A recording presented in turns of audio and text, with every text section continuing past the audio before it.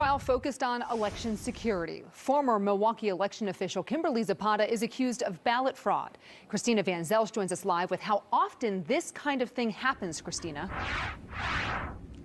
Hey, Steph. Researchers who study this say ballot fraud does happen, but it's rare and it doesn't impact overall election outcomes. Today in court, we learned Kimberly Zapata will not be testifying. She says she was trying to expose flaws within our election system. That's why local attorneys say that this trial is important when it comes to voter confidence.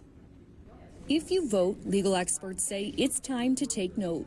Our sense of democratic integrity that is being eroded in this country. Kimberly Zapata is charged with election fraud. Prosecutors say in 2022, she ordered military ballots using names she made up. Zapata told investigators she was trying to prove there is fraud in our election system. She said she never intended the ballots to be processed. I wanted to make a point of how there is fraud out there. That was audio played to the jury Tuesday. The state says Zapata misused her position to commit fraud. Milwaukee Election Commission executive director testified that in 2022, they received about 300 military absentee ballots. Approximately 5 to 7 of those were fraudulent. She was very adamant about following those procedures and making sure someone wasn't unintentionally registering as a military voter. In Wisconsin, military voters do not have to show a photo ID to receive an absentee ballot. Court documents say clerks sent 3 ballots to the home of State Representative Janelle Branchen, who then reported them to authorities. And I thought that maybe this would make her stop and think and redirect her focus away from these outrageous conspiracy theories to something that's actually real.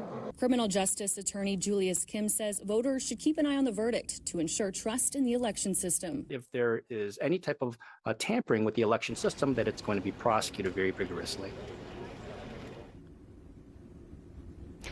Again, legal experts say that voter fraud is rare and does not impact overall election results. As for this trial, it will continue tomorrow with closing arguments.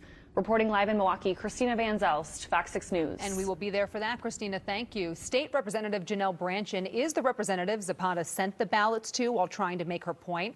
She says in part, quote, if Ms. Zapata had wished to raise concerns about the election process, she could have done so anonymously by contacting appropriate authorities rather than jeopardizing her job and reputation.